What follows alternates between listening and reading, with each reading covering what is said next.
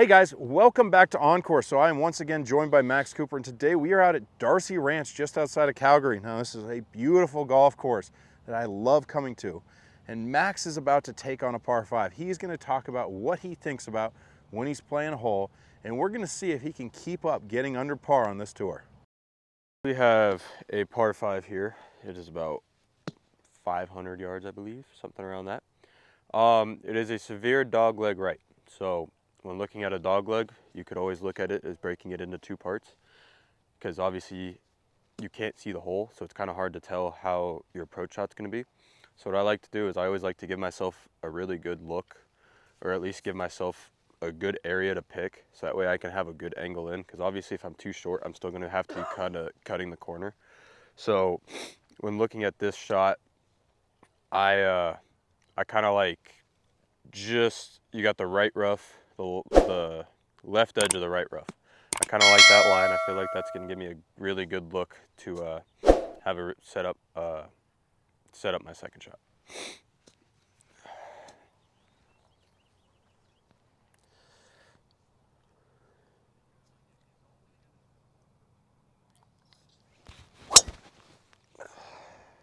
.270 here. Little into the wind. Didn't hit the greatest of drives. Kind of pulled it, but it is what it is. When hitting out of the rough with 3-wood, it's going to kind of glide through the grass a little bit easier, especially if it's all down grain. So like the area that I'm in right now, the grass is all going that way, so it's going to kind of come out more dead. And that kind of also goes along with flyers in the rough. So if you ever have rough that's growing like away from you, it's going to be a flyer most of the time, because you're going with the grass. Now if the rough is into you, it's going to kind of grab your club more, and it's going to kind of come out more dead. So with this shot right here, grain's kind of going that way with the rough. I'm going to play it at the big tall pine tree all the way in the back, and I'm going to get it. Huh? To the left or the right? To the right. I'm going to play it a little bit up there. I usually play a draw, so it should go a little left, and we'll see where it ends up.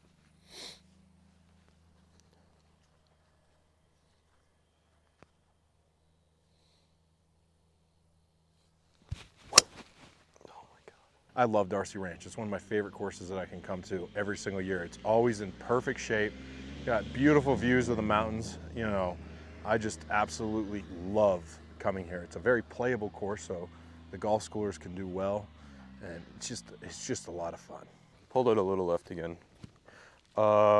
With this shot, I kind of already walked up there. It kind of goes severely downhill, and especially out of the rough, it's gonna not come out with as much spin, so it's gonna kind of release a lot more. One thing to keep in mind with kind of slopes and chipping is you want to match your shoulder tilt with the slope. So kind of like you had asked me over there with like the ball position and like below and above your feet. It's kind of similar, but you just change your shoulder tilt. So like with this shot, since it's on a little bit of an upslope, I'm not going to really do too much to it, but it should kind of help it pop up a little bit more, because the ball is already angled at a higher degree, so it's going to come out a little bit higher. So with this shot right here, I have to go higher with it in order to have a chance to kind of put it close, because if I don't get it high enough, it's going to roll more than it's going to roll a lot more and not land as soft as I would like. So you're basically playing a flop then? Yeah, well, not really a flop. It's kind of more of just a high soft shot.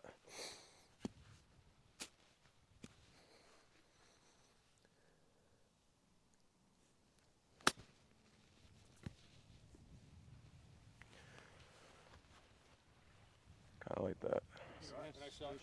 How I like to read greens and how I kind of like to line up my ball is, if I have a putt that's usually inside like 10 to 15 feet, I usually like to line up my ball. Outside of that, I like to just turn it on its side and just putt with the logo, because I have a tendency to kind of get line locked.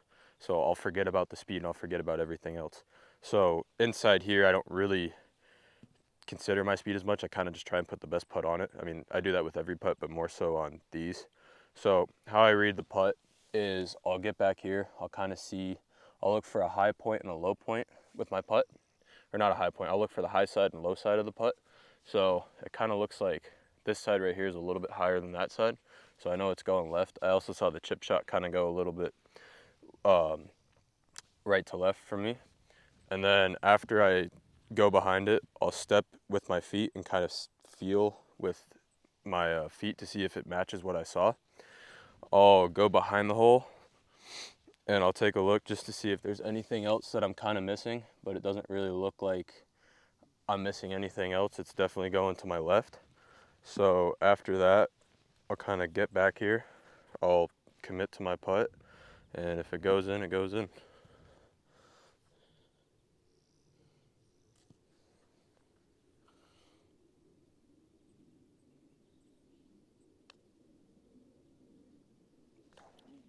All right, so one of the things I'm going to talk to you about is how to recover when you put yourself in a bad situation. So especially with higher handicappers, there's a lot of compounding that happens when you hit a bad shot. I think all of you guys, and I'm also guilty of it, it happens to everybody.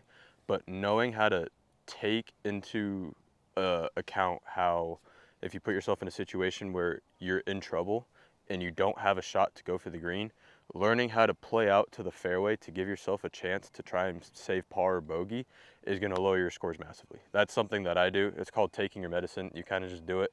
If you, let's say like you hit it in the tall grass and it's not a great lie, or you're kind of blocked behind a tree, figure out a way to just get yourself back in play. That's going to be the one way that you're going to take off the most shots with your round, besides obviously doing all the other things that we've given you.